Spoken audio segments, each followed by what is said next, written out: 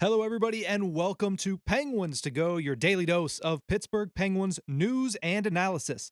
Find us on YouTube at Inside the Penguins or anywhere you get your podcasts from. If you listen to this morning's episode where I talked about Mikael Granlund, I did say that I had another one for you coming later today, and here it is.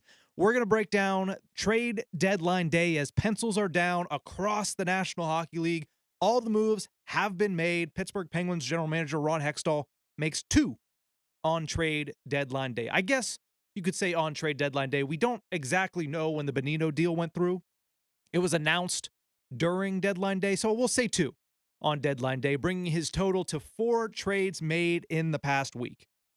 Let's start with Nick Bonino, because that's who we know the most. Penguins acquire Nick Bonino from the San Jose Sharks in exchange for a conditional 5th and 7th round pick.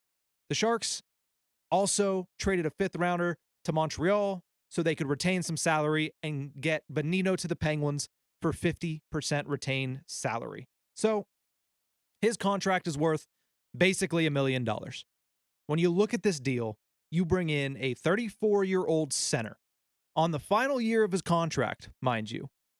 Remember, it was late last week where Ron Hextall said, you know what? We want to bring in guys that have a term. We don't want rentals, right? We don't want to give up assets for rentals. I have a feeling the news of Ryan Poehling continuing to struggle with the injuries that he has struggled with this week probably led to this trade. So the Penguins bring back Nick Bonino. Obviously, everybody remembers he spent 2 seasons with the Pittsburgh Penguins between 2015 and 2017. He won 2 Stanley Cups with the Pittsburgh Penguins and centered the famed HBK line in 2016, scoring one of the biggest goals, if not the biggest goal, in PPG Paints Arena history. I think you can make an argument between that and the Chris Kunitz goal in double overtime of the Eastern Conference Finals in 2017. But regardless, Bones is 8-0 in playoff series with the Pittsburgh Penguins. So if you believe in karma, if you believe in good juju, there's a little bit of that coming back with Nick Bonino coming from San Jose back to the city of Pittsburgh. If you look at him this season, he has 19 points in 59 games, 10 of them being goals. So immediately we expect him to be a 4th-line center and step in for where Teddy Blueger departed when he went over to Vegas earlier in the week. 10 goals is much more than Blueger because Blueger only had 2 on the season. 10 goals is more than Poehling, who we expected to be that 4th-line center when Blueger was traded. So he brings a little bit of offensive flair still, but the reason Ron Hextall went out and got him, the reason you acquire a guy like Nick Bonino at this stage of his career is not to be an offensive force in your bottom 6, right? Now, the Pittsburgh Penguins were so inept when it came to bottom 6 scoring that this provides an upgrade slightly, in my opinion. But the reason you go out and get him is because he can win you faceoffs. He's a great 4th-line center at this stage of his career, in the fact that he is very, very stout defensively.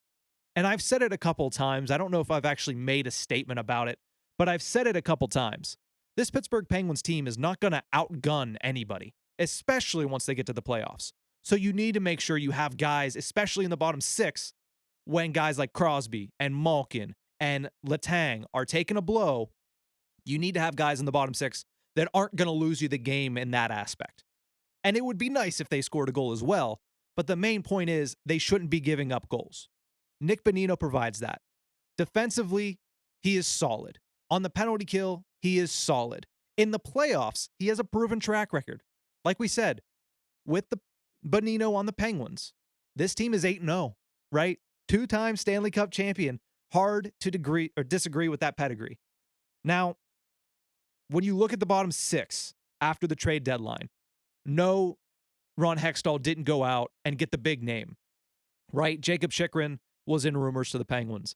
JT Miller was in rumors to the Penguins. A couple weeks ago, Brock Besser was the big name, rumored to be potentially on the move to the Pittsburgh Penguins. That didn't happen. He goes out and gets Mikael Granlund earlier in the week. I talked about him earlier this morning. Thought he looked good yesterday. Don't love the contract, right? I don't love the contract. But regardless, adding Granlund and Bonino, I don't know how much better it makes your bottom 6, but I would say it offensively certainly took a step forward. Might have been a baby step, but it's a step forward, right? When you look at where the bottom six was, it was so bad before last Friday when they put Kasperi Kapanen on waivers. It's changed a lot since then. So, in my eyes, this is your bottom six once you get Ryan Poehling back, right? Because I think we all agree that Poehling has been a pleasant surprise this season, considering he was the throw-in on the Petrie-Matheson trade. So I believe he gets back in the lineup when he's healthy. We don't know what that situation is. He suffered a setback on Tuesday. We expect him to be playing potentially Thursday. That's not happening. Clearly, the Bonino trade signals that there's a little bit of worry amongst the ranks of the Pittsburgh Penguins' minds when it comes to Ryan Poehling, right? So the bottom six, when healthy, in my opinion, is this. Heinen, Carter, Granlund, which we saw last night. I know we all want Carter off the center and we want him on the wing. I believe Granlund can play center, if I'm not mistaken. I believe that was mentioned in Jesse Marshall's write-up of him in The Athletic. I'll have to go back and reaffirm and reread that. But you can as well, so go check that out. So I would say that's your third line. Drew O'Connor, Nick Bonino, Ryan Poehling, when all healthy, is your fourth line. I don't hate that. I don't love it. Don't get me wrong. There's a lot that could be done to fix it, especially when you get into the books and the salaries and the cap hits and all of that. It's not perfect.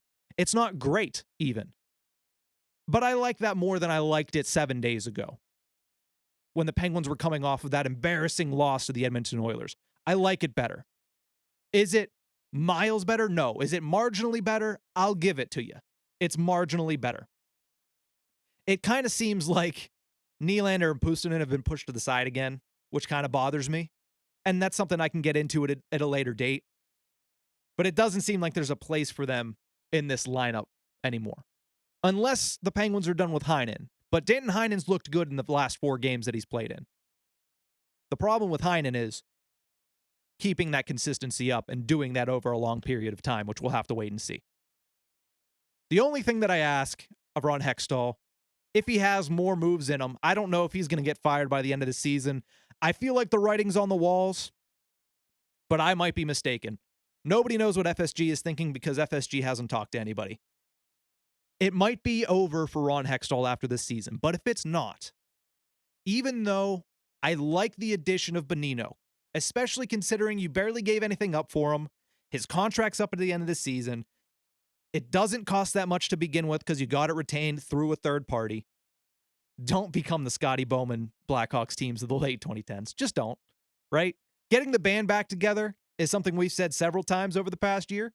When it's Malkin, Letang, and Crosby, yes, you do that, right? But then you start bringing back role players, Bonino, in a vacuum, fine. Don't let that be the start. I saw some guys float out there today. Maybe Connor Sherry to the Penguins. No. We don't need to keep bringing these players back. I don't know where Tom Kuhnhackl is, but you don't need him on this Pittsburgh Penguins lineup, right? Scott Wilson, let's not get the band back together with a bunch of these depth guys. Bonino in this situation fits the needs of the Pittsburgh Penguins. It makes sense, but let's not keep that parade of former Stanley Cup players coming on back. Saw Patrick Marleau was at the team's practice today, and I said, let's not talk him out of retirement, right? Not that I think they would be able to, but let's keep those guys where they are. Let them enjoy retirement. Marleau lives in Florida, I guess. I mean, shoot. Enjoy the beach. Don't get back on the ice. They also acquired, there was another move today. They also acquired Dmitry Kulikov from the Anaheim Ducks. When this trade happened, I was trying to make lunch. I thought, okay, I got a couple minutes here where I can get away from my phone, make lunch, decompress a little bit. I should have known better. Today was a slow deadline day, mainly because it's been a very fast-paced week. Trades have been coming throughout the week over the past 10 days, really. So you had to know that there wasn't much left to happen today. The big names were all gone and stuff like that. So I thought, okay, let me go make some lunch. And then all of a sudden I hear on ESPN's trade special, oh, we have a trade to announce. Dmitry Kulikov. And I said, don't you say it. Don't you say it. And they did. Dmitry Kulikov to the Pittsburgh Penguins. And immediately my thought was, is there another move coming? The big story of the offseason was, the Penguins have 8 NHL caliber defensemen now. Oh, no, sorry, they had 9 NHL caliber defensemen. They got to trade one. Well, that was 7 months ago, right? They haven't traded one. So trading for another one, now you're in the double digits, 10 NHL caliber defensemen. There was 2 hours to the deadline. So it's like, all right, is this an indicator that Ron's going out and trying to trade a defenseman? Is it Dumoulin? Is it Ruda? Is it, God forbid, Pettersson or POJ? Nope. In fact, Ron Hextall, when addressing the media after the deadline, said, I had no machinations of trading a defenseman away. The reason he went out and got Dmitry Kulikov, and the reasoning is sound, and the return was sound, in my opinion, at the end of the day, the reasoning was, well, we lost X-Man, Xavier Ouellet, who's been in the minors all year. Some of you might not have ever even heard that name. Xavier Ouellet out for the season. Ty Smith is currently week to week with a facial fracture. So this is a purely depth move. Does everybody remember when the Penguins went out and got Chris Weidman? Not the MMA fighter, the veteran defender. You probably don't, because he never suited up as a Pittsburgh Penguin, but he was acquired on deadline day. Right? I feel like this is probably something similar. Kulikov is a higher caliber of player than Weidman was at that stage of his career. But again, Penguins acquired Dmitry Kulikov in exchange for Brock McGinn and a 2024 fourth-round pick. So not only does Ron Hextall say, you know what, we wanted some depth. We wanted that fourth left-shot defenseman because we don't know where Ty Smith is at in his injury recovery. We have the right side down to 4 with Ruhwedel. We wanted the left side down to 4 with Kulikov. Okay. Not only that, he trades away a fourth-round pick to help boost Brock McGinn's salary cap off the books, which, very good for the Penguins, right? Brock McGinn, clearly, if you send him through waivers with 2 years left on his contract and bury his contract in the minors earlier this week, it seemed like that was the beginning of the end. A lot of people thought, okay, probably signals that he's trade bait this week. The question is whether or not they're going to be able to offload him. They did. Anaheim takes him and his entire $2.75 million salary cap hit. It's gone. Good for Ron Hextall.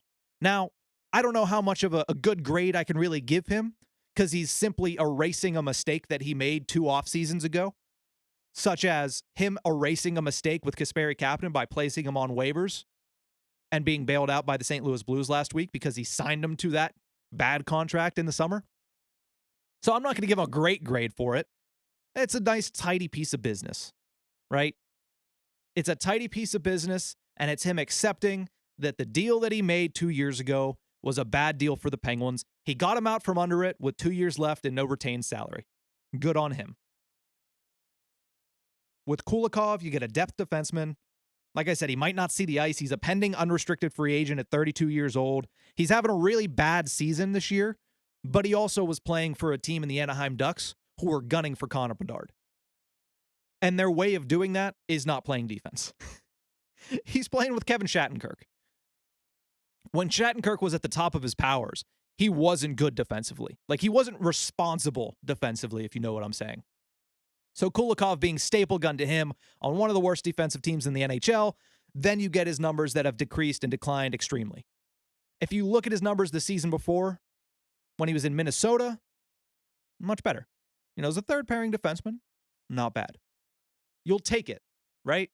Now, is he better than anybody that's currently in the roster and then in the lineup for the Penguins? No, he's not. So, again, he shouldn't see the lineup unless, knock on wood, unless there's an injury.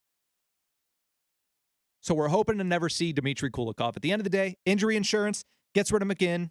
Tidy piece of business. Although, asterisk, it's a tidy piece of business that you needed to do because he made the stupid deal in the first place. So the final tally on trade deadline day, on trade deadline week, because that's really what it is. It's been a week-long event. I saw somebody make the joke, trade deadline day used to be like Christmas. Now it's like Hanukkah. It's like 8 years. Or not 8 years. Like 8 days. And nothing against Hanukkah. I have enjoyed this trade deadline period. It has been wire-to-wire crazy for the past 10 days. I kind of like it. Although I do miss having everything come down to the one day on deadline day. I did like this because then you get to see all of the debuts spread out. Last night, it was Kane and Chychrun on the same ice. That was great. You had Granlund last night. But Tarasenko's been over in New York for 2 weeks, right? So I like it. I like it more like this. But deadline week, final tally. Penguins bring in Mikael Granlund, Nick Bonino, Dmitry Kulikov. They send out Teddy Bluger, Brock McGinn, Kasperi Kapanen. Obviously, I believe one prospect out in the Bonino deal and one prospect in the Teddy Bluger deal, which I'm not going to be able to pronounce his name yet. I haven't gotten a pronunciation. I'm not going to be able to say the pronunciation. And then, of course, a couple of picks flipped back and forth. Biggest pick of note, second rounder going out for Mikael Granlund from this year's draft. But as Ron Hextall said he likes to do, has that first round pick in his back pocket. Still has it. And it's going to be a good draft. So if he does make that deal to trade a first round pick, it better be for somebody good. Because even though, as Rob Rossi said on the show on Wednesday, even though picks aren't as valuable as they used to be, this year it might be. It might be. But that's going to do it for this trade deadline special episode of Penguins to Go. Thank you so much for tuning in. Remember, you can find us on YouTube at Inside the Penguins or anywhere you get your podcast from. That's going to do it for this one. Have a great weekend, Pens fans. This team is marginally better than they were 2 days ago. And get ready for the stretch run. Because at the end of the day, it's still on the backs of Crosby, Malkin, Letang, and Jari. Just like we all expected it. See you guys next time.